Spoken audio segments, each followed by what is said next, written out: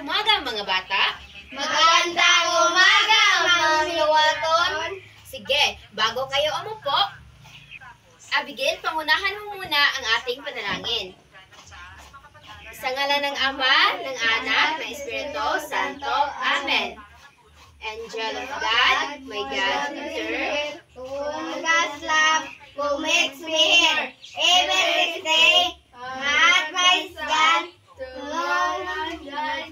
Amen. Sige. Bago kayo umupo, pakiayos din muna ng inyong mga upuan at pulutin niyo muna ang mga basura na nasa ilalim ng inyong mga upuan. Tapos na po ba mga bata? Tapos na. Opo. Sige, maaari na po kayong umupo.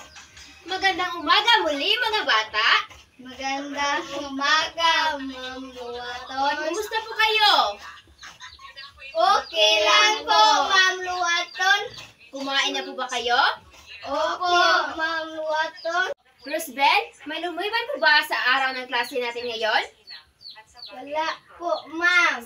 Magaling! Ipagpatuloy niyo yan mga bata para mas marami po kayong leksyon na matutunan sa pang-araw-araw. So, sino ang makapagbibigay kung ano ang tinalakay natin sa una nating aralin? Sige, Abigail. Pagpananampalataya sa Diyos. Magaling! Bigyan niyo siya ng masigabong palakpakan. Very good! Sige. Okay mga bata, handa na po ba kayong makinig sa ating aralin ngayon? Opo, Ma'am! Sige, bago tayo magsimula, kakanta muna tayo ng Bahay Kubo. Gusto niyo bang maging masaya ngayon mga bata? Opo. Sige, maglaro muna tayo. Kakanta tayo ng Bahay Kubo. Alam niyo ba yun mga bata? Opo. Nakita niyo ba yung kahon na ito? Opo. Sige. Ang kahon na ito ay may lamang mga litrato. At itong kahon na ito ay inyong ipasapasa habang tayo ay kakanta ng Bahay Kubo. At kung sino ang huling makahawak ng kahon na ito, ay siya ang bubunot ng papel at pupunta siya dito sa harap at ito ay kanyang ipaliwanag kung ano ang kanyang nakita. At ilagay niya ito sa harap pagkatapos niyang mag-representar. Sige, handa na ba kayo mga bata? Opo. Sa iyo magsimula. Sige, handa na ba kayo mga bata? Opo. Sige, magsimula tayo. Sige, kakanta na tayo. 1, 2, 3, go! Bahay Kubo, kahit kaunti, ang laman niyan ay sari-sari. Stop! Si Rosbel ang nakahawak sa kahon. Sige. Kukuha ka dito ng isang litrato. Sige. Buksan mo. Sige, atubang nila, atubang. Iatubang ka na. Patubang ba? Ano ang iyong nakita? Tinapon niya ang mga basura. O sige, magaling. Tinapon niya ang mga basura. Sa tamang Basura. lagayan. Lagayan. Magaling. Sige. Palakpakan niyo si Rosbel, mga bata. Sige, pakpaki. Sige, very good. Sige, atin itong ilalagay sa harap.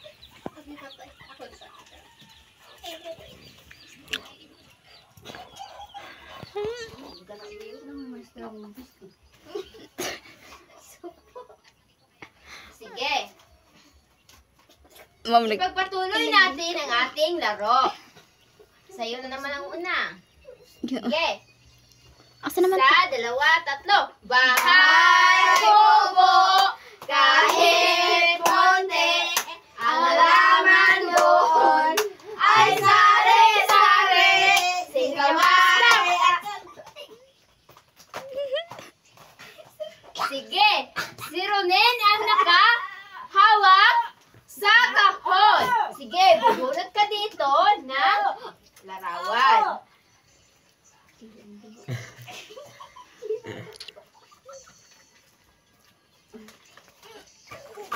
Sige. Ma'am, si Humarap Ruben, ka sa ma'am. kanila. Batik At na, ipakita mo kung ano ang iyong at ipaliwanag mo kung ano ang iyong nakita. Sige, si ma'am na lang ang hahawak. At ikaw ang magpapaliwanag. Sige, ano ang iyong nakita sa litrato? Nagpupulot sa dagat ng mga basura. Tama! Siya ay nakapagpaliwanag ng maayos. Sige, bigyan natin siya ng 5 bagsak. Ganito po iyon mga bata. 1, 2, 3, 4, 5. Sige, kayo naman. 1, 2, 3, 4, 5. Sige, magaling. Sige, maaari ka na pong umupo. Ilalagay muna natin ito. Sige, ipagpatuloy natin ang ating laro. Ikaw naman ang magsimula, Rosbel. Sige, 1, 2, 3, start! Bahay kubo, kahit monte, ang halaman doon ay sari-sari, si kamay sa talong. Hinto! Sige, si Abigail ang nakahawak sa kahon. Sige, Abigail, pumunta ka dito sa harap at ipaliwanag mo kung ano ang iyong nakita.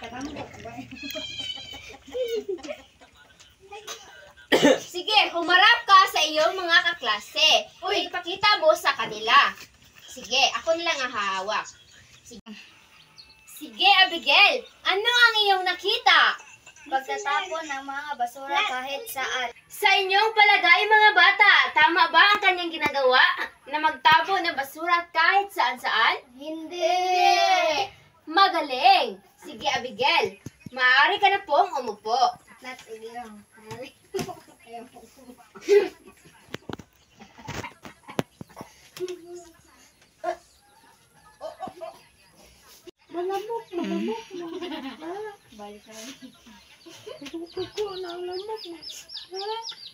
Sige, masaya niya ba kayo, mga bata? Opo! Magaling! Sige, palakpakan natin ang ating mga sarili. Sige. Ano ba, mga bata? Na ang ating ginagawa kanina ay may kaugnay sa ating tatalakayin ngayon. Handa na ba kayong makinig, mga bata? Bago tayo magsimula, babasahin muna natin ang ating layunin. Sige, ang layunin sa klase natin ngayon, pagkatapos ng klase, ang mga mag-aaral ay inaasahang matutukoy ang kahulugan sa pagpapakita ng pagmamalasakit at pangangalaga sa ating kapaligiran. Nakatutulong sa pagtataguyod ng kalinisan ng kapaligiran. Mapahahalagahan ng mga mag-aaral ang pangangalaga sa kapaligiran. Sige. Sino ang makapagbibigay kung ano ang tatalakayin natin ngayon? Sige, Rosbel. Ano ang tatalakayin natin ngayon? Pagmamalasakit sa kapaligiran. Sige, magaling. Bigyan natin siya ng palakpakan. Sige. Magaling. Ang tatalakayin natin ngayon ay ang pagmamalasakit sa kapaligiran. Sige, sa inyong palagay, ano nga ba ang pagmamalasakit sa kapaligiran? Sino ang makapagbibigay? Sige, Rosbel, ano ang pagmamalasakit sa kapaligiran? Ang pagtapon ng mga basura sa tamang lalagyan ay isang responsibleng gawin. Sige, ang pagtapon ng Basura sa tamang lalagyan ay responsibleng gawin. Sige, ang pagtapon ng basura ng tamang lalagyan ay isang halimbawa ng pagmamalasakit sa ating kapaligiran. Magaling, Rosbel! Sige, bigyan natin siya ng wow clap! Lang yun, mga bata. Sige. Wow! wow, wow! Sige, kayo naman. Wow, wow, wow! Magaling! Sige, sino pa ang magbibigay? Kung ano, makapagbibigay, kung ano nga ba ang kahulugan ng pagmamalasakit sa kapaligiran?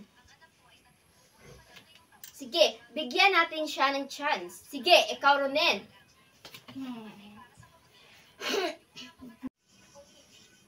Sige. Ano, may alam ka ba dito, Ronin? Opo. Sige, ano nga po yan? Ang pag-recycle sa mga buti at lata. Sige, magaling! Bigyan natin siya ng very good clap! Sige, ganito lang yun mga bata. 1, 2, 3. 1, 2, 3. Very good, very good, very good. Sige, kayo naman. Sige. 1, 2, 3. 1, 2, 3. Very good, very good, very good. Sige, magaling.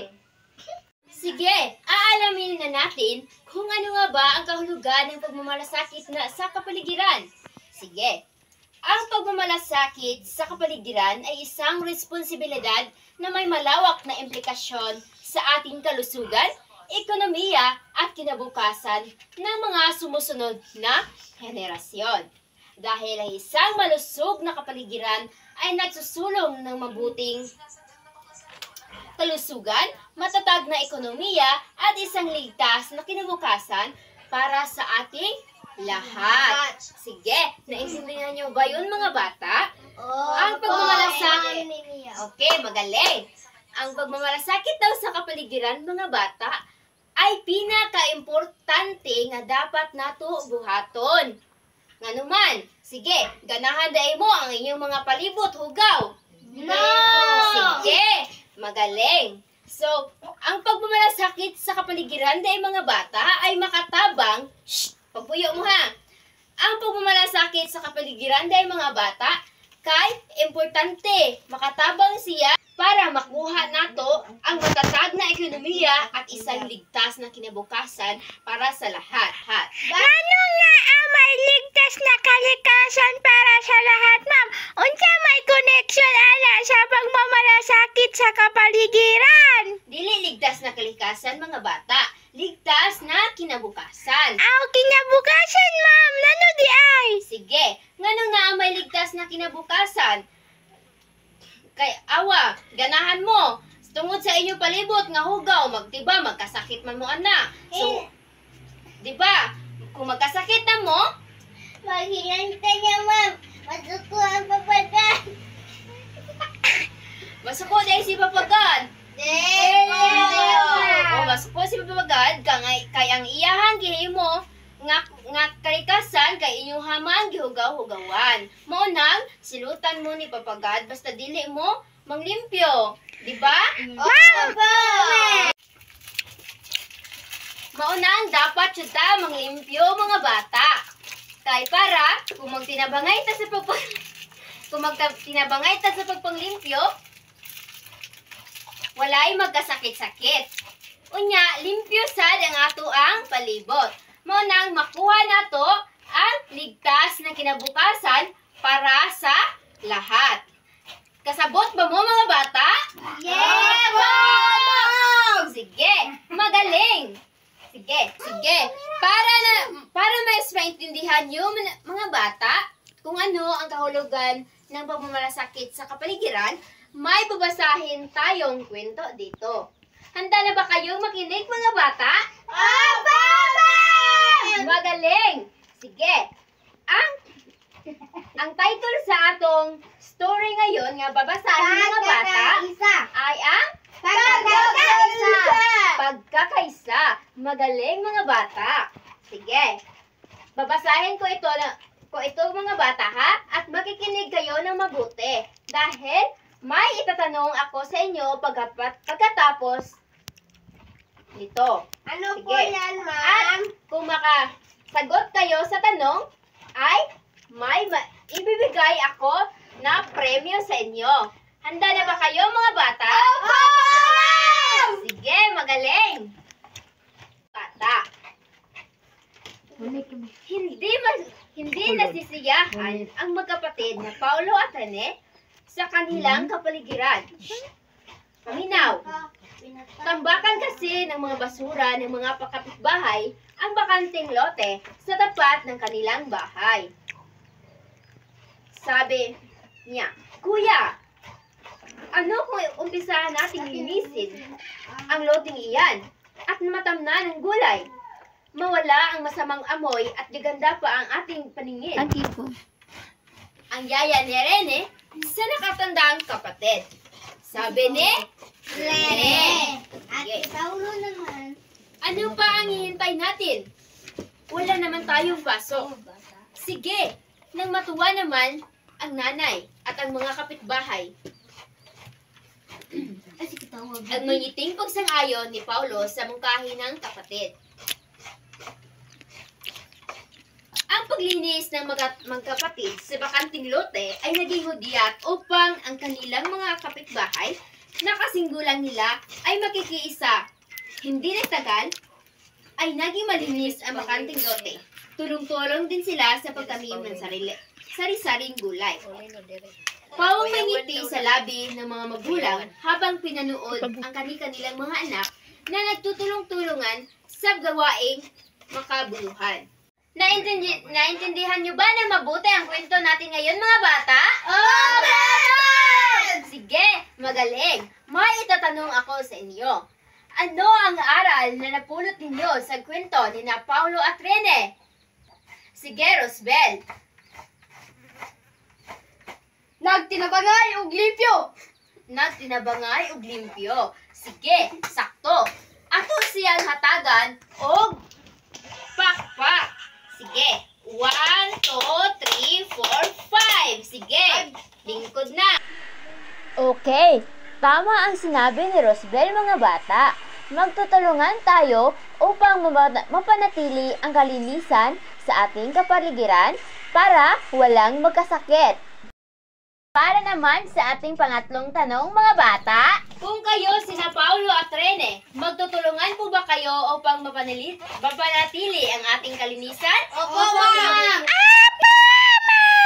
Sige, bakit? Sino ang sasagot? Si Runin. Sige, Ronen. Kung ikaw si Paulo ug ang imong kuya, magtutulungan po ba kayo upang matili ang kalinisan sa inyong kapaligiran? Opo. at bakit naman? Dahil kung malinis ang kapaligiran, walang sakit na madudulot sa'yo. Magaling, mga bata! Sige, bigyan natin siya ng 5 bagsak. 1, 2, 3, 4, 5. Magaling! Sige, sa ating pangatlong tanong, paano mo maipakita ang iyong pagmamalasakit sa kapaligiran sa iyong pang-araw-araw na buhay bukod sa paglilinis? Sige, si Abigail muna. Tumayo ka, Abigail.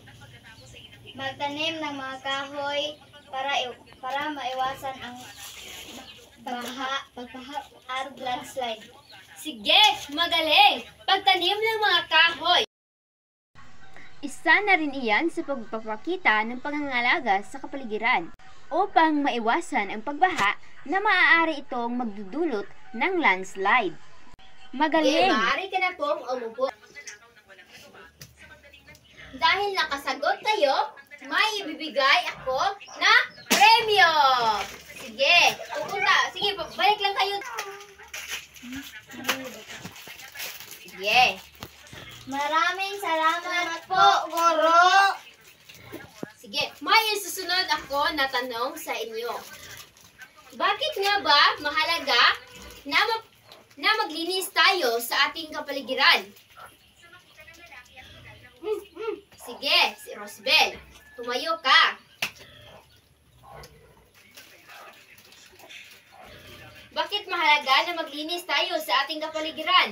Para hindi tayo magkasakit. Sige, magaling! Sige, bigyan na natin siya ng palakpakan.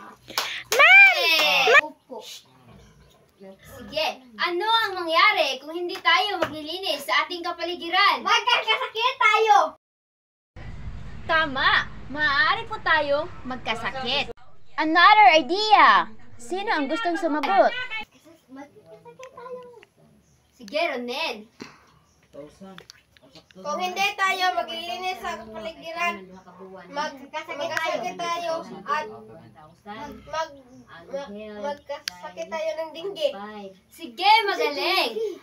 Kapag hindi tayo maglilinis sa ating kapaligiran, ay maaari po itong magdulot ng sakit, tulad ng dengue. Sige, bigyan natin siya ng palakpakan. 1, 2, 3, 4, 5. Kayo naman. 1, 2, 3, 4, 5. Sige. Okay mga bata, may ipapagawa po ako sa inyo. Gumuhit kayo ng isang malinis na silid-aralan at isang hindi malinis na silid-aralan. At pagkatapos, kulayan ang inyong mga guhit. At pagkatapos, ipaliwanag nyo kung bakit mas magandang tingnan ang malinis na kapaligiran. Dudong, ikaw na lang ato, Dudong. Ikaw na lang. Tapos na po ba mga bata? Opo, ma'am. Sige, maaari na po. Ay, sige. Tapos na po ba, Rosbel? Opo, ma'am. Sige, maaari na nang ipasa dito sa harap. Ini. Sige. Ini. Wow, magaling! Napakaganda naman ang inyong mga guhit mga bata. Ipagpatuloy nyo ito. At dahil dyan, bibigyan natin ng inyong mga sarili ng palakpakan. Sige!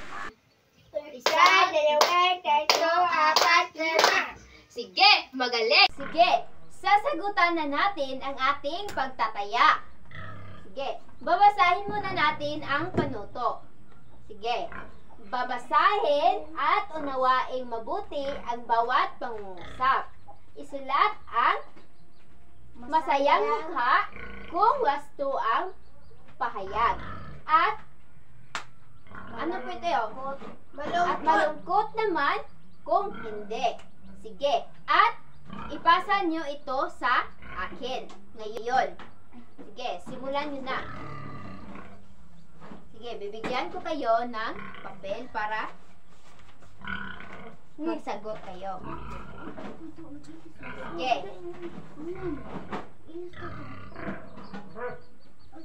Tapos na po ba kayo mga bata? Opo, ma'am. Sige, magaling. Mabuti naman mga bata na nasagutan nyo ng maayos ang ating pagtataya ngayon. Nakikinig nga kayo ng mabuti sa ating tinalakay kanina. Ipagpatuloy nyo ito mga bata para mas marami kayong matutunan. Para naman sa ating takdang aralin, gumuhit ng isang larawan ng malinis na silid-aralan at isang maruming silid-aralan. Lagyan ng kulay ang iyong mga ginuhit. At ipasa nyo ito bukas. Sige. Mayroon po ba kayong naintindihan sa ating aralin ngayon mga bata? Sige, magaling. Huwag kayong makalimot sa pagbasa bukas sa inyong mga takdang aralin mga bata. Opo, ma'am. Sige, magaling mga bata. Sige. Maraming salamat po sa inyong pakikinig mga bata. Maraming salamat din, ma'am. Sige. Paalam mga bata. Paalam din, ma'am.